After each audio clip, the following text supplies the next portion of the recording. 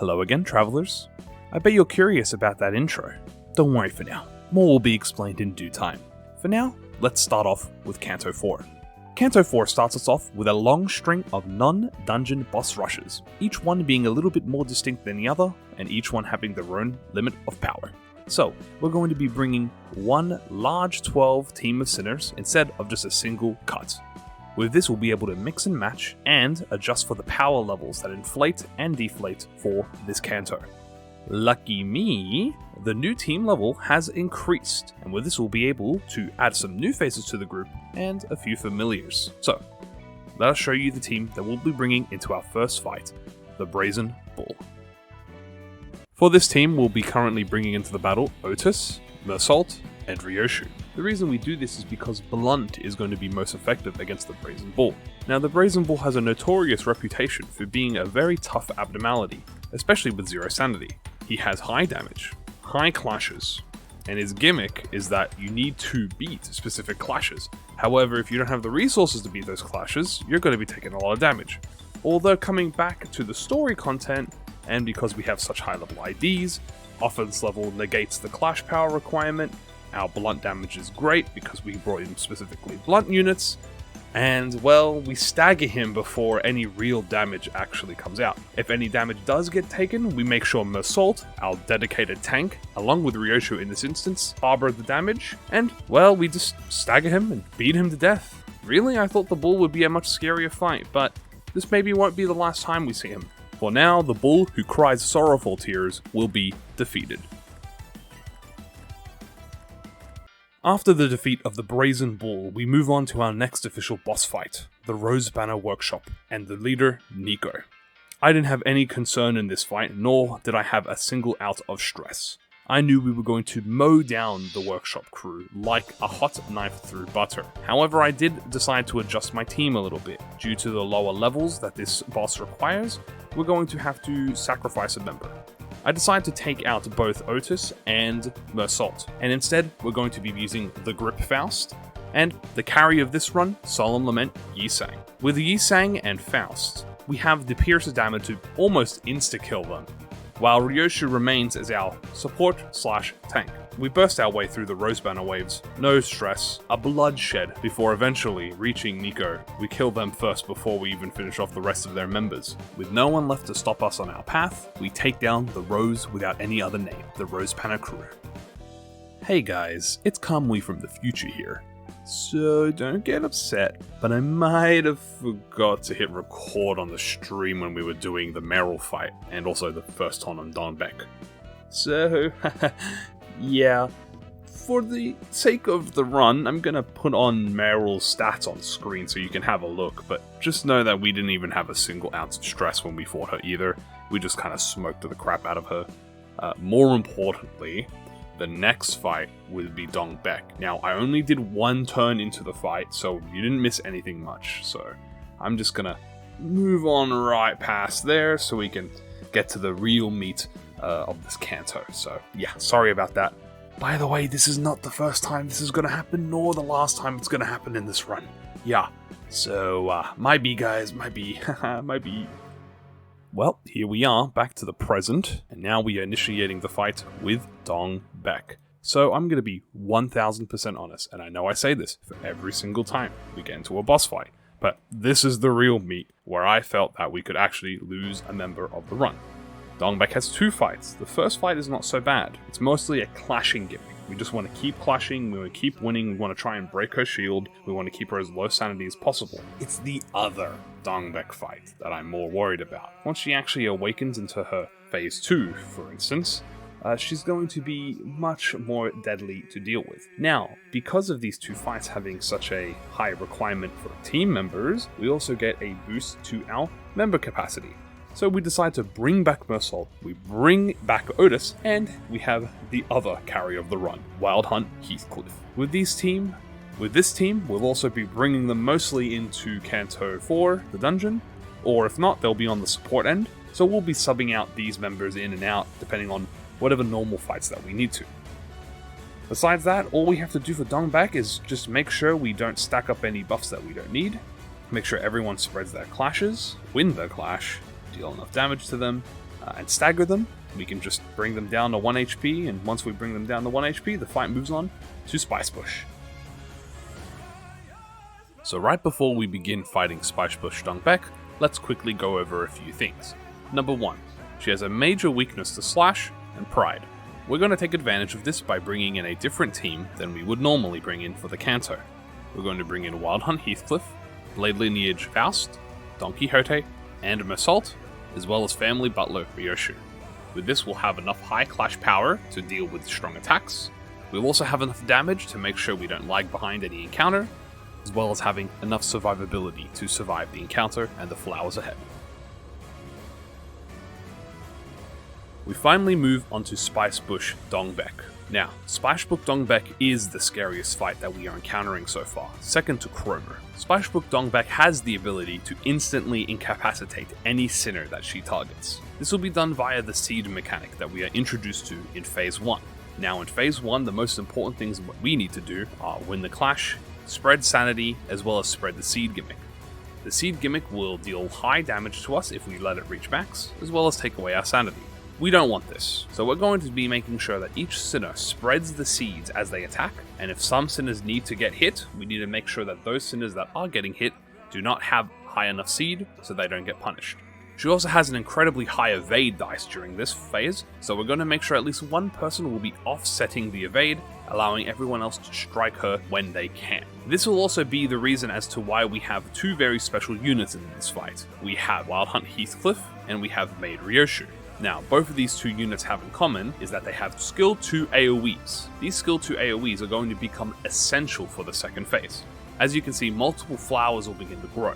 What we need to do is we need to stop these flowers from fully blooming, or else they'll incapacitate our sinners. The fastest people will target the flowers, those with AoEs will target the flowers, and everyone who lags behind will either tank damage from Dongbaek herself, or make sure she clashes. We need to repeat this process a few times, and once we get close enough, she'll start doing her major AoE. During the major AoE, we need to make sure that every single flower is defeated. If not every flower is defeated, she'll have high boost to her coins, making the clash almost impossible to use without some sort of high ego.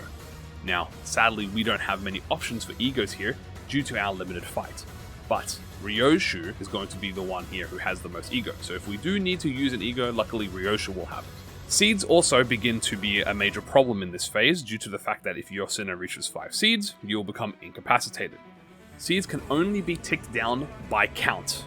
Turn end, they'll tick down by 1. We need to make sure that every sinner spreads it out efficiently, or else we'll lose them. Now, luckily for us, even if a sinner happens to get seeded, it is not impossible. We have enough time to potentially save them from the plant by killing the plant. With all of the coins coming out, if she does this at a bad time, like during the AoE phase, it's essentially gone off for every single sinner here. We'll lose all 6 sinners in a single fight.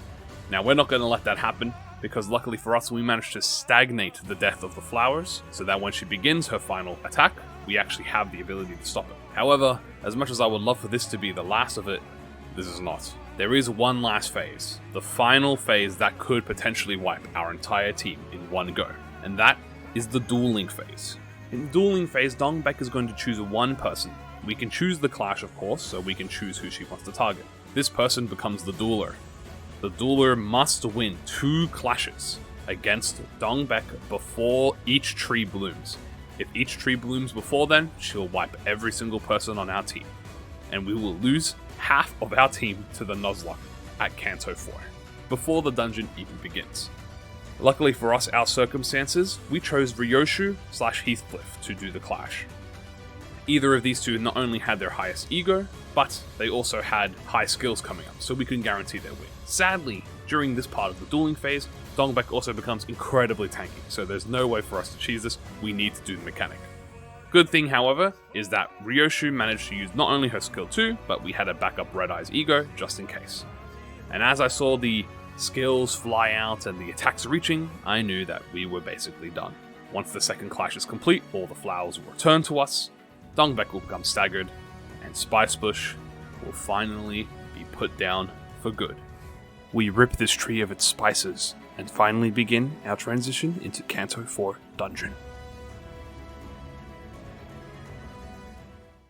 Arguably one of the top 3 threats of our run defeated, we go into Canto 4 Dungeon. We're going to skim through all of the normal fights as per usual, showing you only the very end.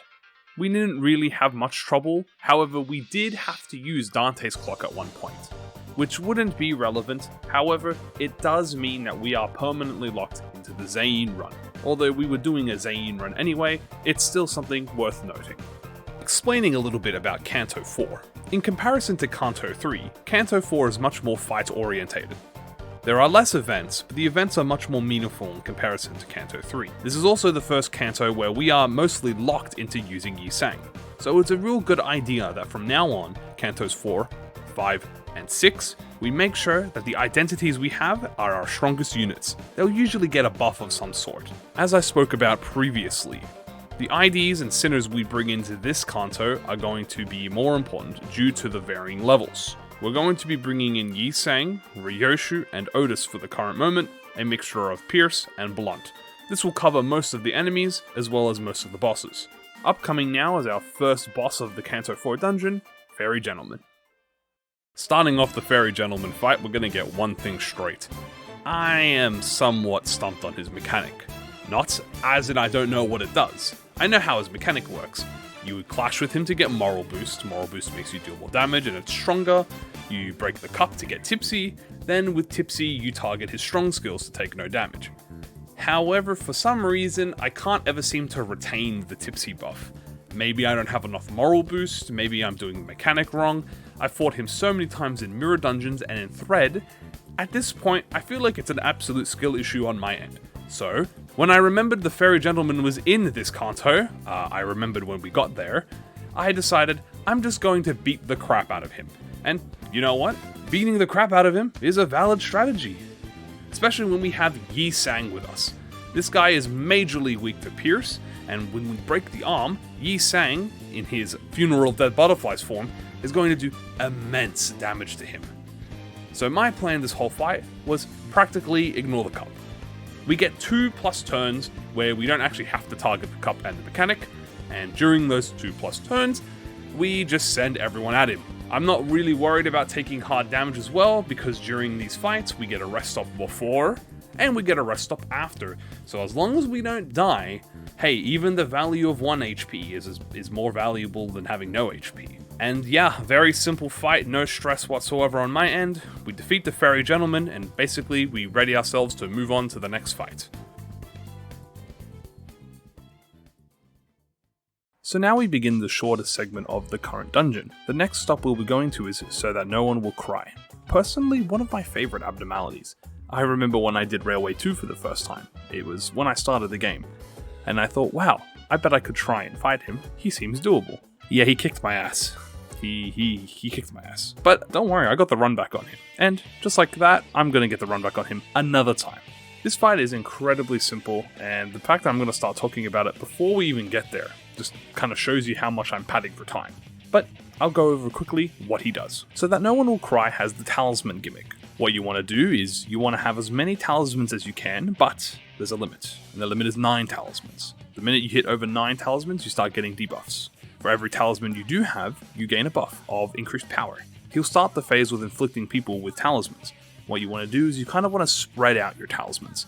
In this fight I'm choosing to have Ryoshu and Yi Sang take the brunt of the talismans. The reason you want 2 people, I at least recommend, to have the talismans is because during the part of the phase where he starts to defend, he'll absorb your talismans. He'll then send you into an abnormality check where you need to succeed it in order for him to gain more talismans. Once you give him enough talismans, he gets heavily nerfed, and you're able to beat the gimmick. However, in this instance, we actually managed to stagger him before he did the gimmick, which kind of put him in a little bit of a situation where, he didn't really get to fight back, and we kind of just shot the crap out of him with Yi Sang and beat the blunt out of him with Ryoshu. So That No One Will Cry was not a challenging fight for us, although I'm sure it will require a lot more strategy once we actually have to begin the hard mode fight. But for now, So That No One Will Cry, we rip his talismans off, and, well, he cries. He cries a lot. On to the next. From there, we just have a few more fights with some basic enemies and more abnormality checks. But what was coming up was something that I had completely forgotten about. The Drifting Fox.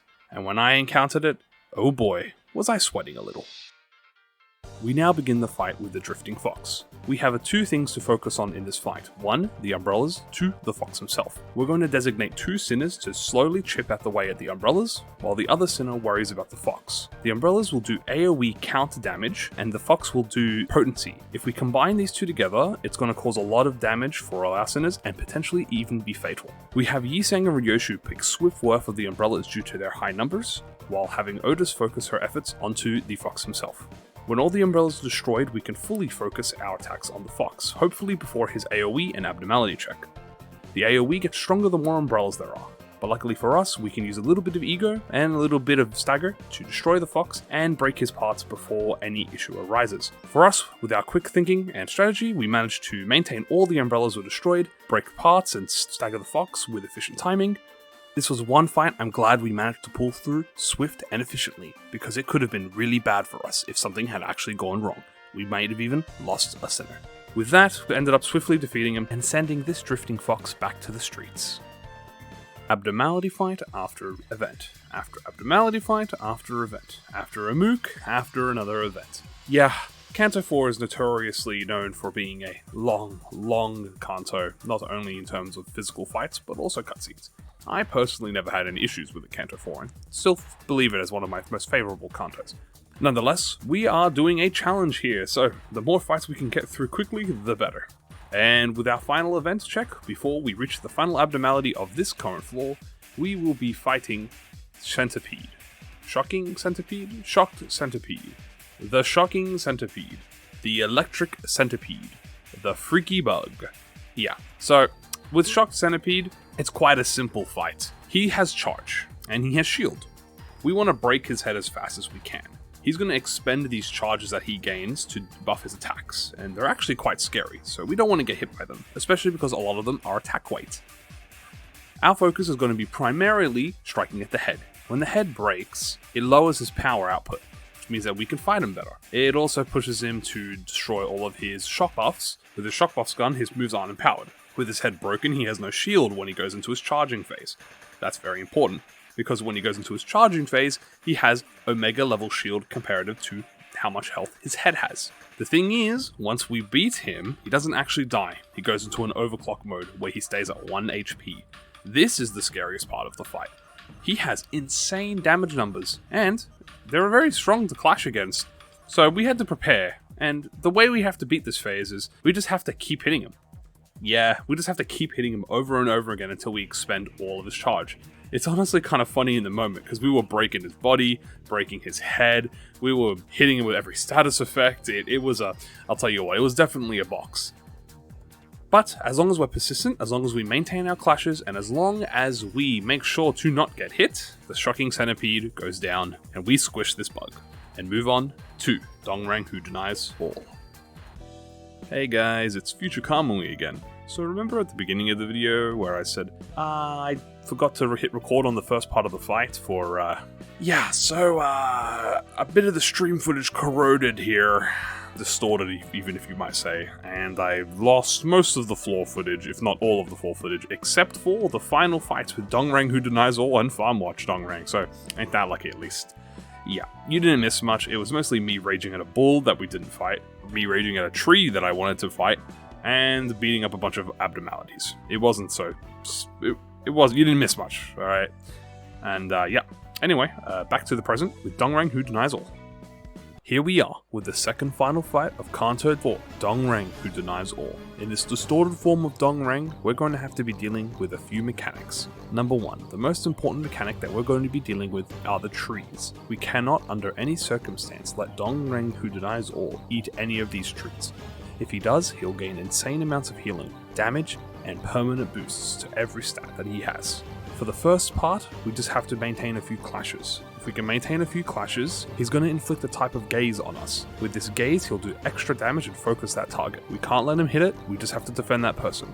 Luckily for us, it's pretty easy. We just have to win the clash, and we have saved up a bunch of ego in case. Not only that, but due to the level up of the requirements for this Canto, we have more people now. So we brought in Heathcliff and the one who grips Faust. We have a few of our members focus on the trees. We have to make sure that no trees are eaten by him. We can only let him eat the trees. When the trees have 1 HP, they become destroyed, and instead of buffing him, they nerf him heavily. And when he has enough, he'll stagger. We use this opportunity to use our largest skills on him, inflicting massive amounts of damage and permanent debuffs. After that, he'll enter phase 2 of the fight, where he'll start spamming large AoE attacks with even more damaging trees. Prevent the AoE attacks from happening, and destroy the trees. But just like that, it's as simple as that. The first form of Dongrang will go down, as he who denies all becomes the one who is denied.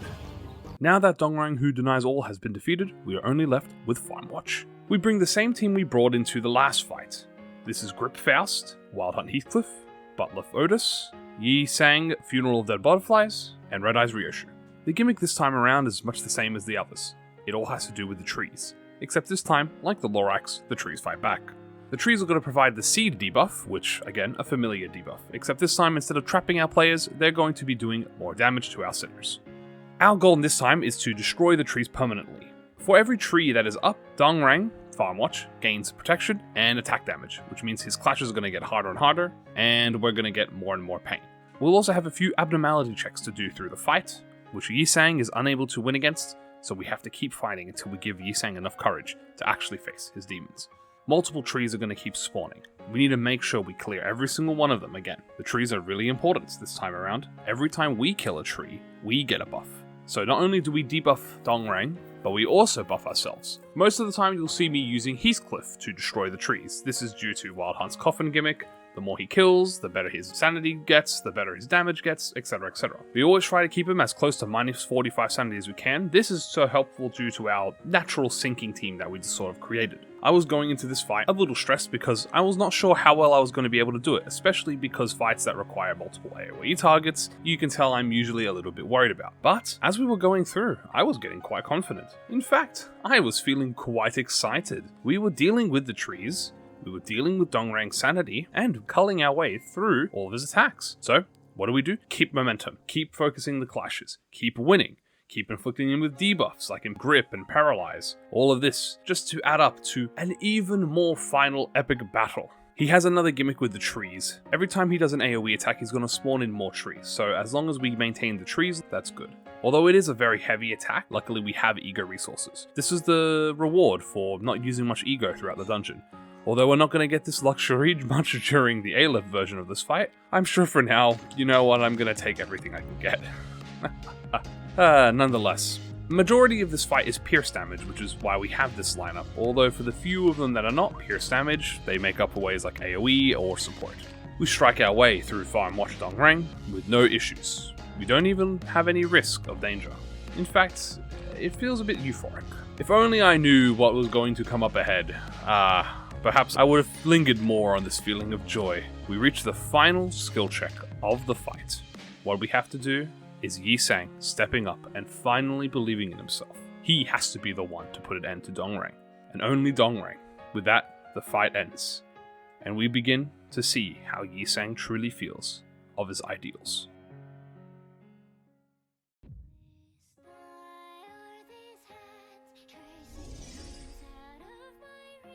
세 장을 깨고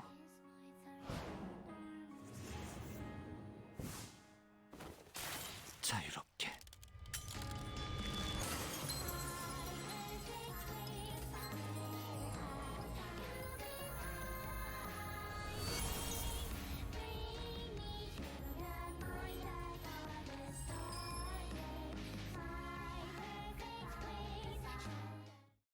And that brings us the end of Canto 4, but not the end of the video, because we still have one event left to do. Witnessing Yisang's pass on, we move on to prepare ourselves for the King Crab. Yeah, so there isn't much fanfare for the King Crab, although we do have a new team. May I introduce you to the team we'll be going into mostly with Canto 5, starring Captain Ishmael, the Sync Squad, Pirate Gregor, and Yisang, as a return from Canto 4 of course. There's not much to say. The first wave of the King Crab fight is a wave fight, which is great, because having a wave fight means we get max sanity and we can prepare all of our skills. The gimmick for the crab is that there's a lot of crabs. He also has a giant AoE attack shell, which could probably one-shot everyone because we're weak to blunt. But besides that, yeah, we found a pretty easy way to deal with him. It's called Break His Shell. Luckily, he has a very breakable part. Once we break the part, we'll pretty much be easily done with him. He also has one of the rare things in a fight where if you actually fight the boss, all of the ads that are around him die instantly. We don't really stress much about the ads. We kind of just let a little bit of them. We can take damage, right? Because this is a boss fight event, so there's not really anything else. There's no dungeon or anything. So if someone gets low HP, we don't have to stress. But yeah, we just have everyone attack the crab, focus him down, and stagger him. And look, he gets staggered in like 2 turns and he dies. And yeah, there's nothing really else to say. Goodbye, crab. The sea event is over. Thank you for reaching the end of the video. There's nothing else now, but I just wanted to say a massive thank you to everyone who is supporting me, has supported me, and will be supporting me in the future. I genuinely appreciate it, and I've already been making a lot of friends. If you want to see more, please check me out on live. We stream every single day on YouTube and on Kick. That's also where all the content comes from, so say hi and you can be in the video. That's all I had to say. See you guys later, and have a good rest of your day. Thank you for watching.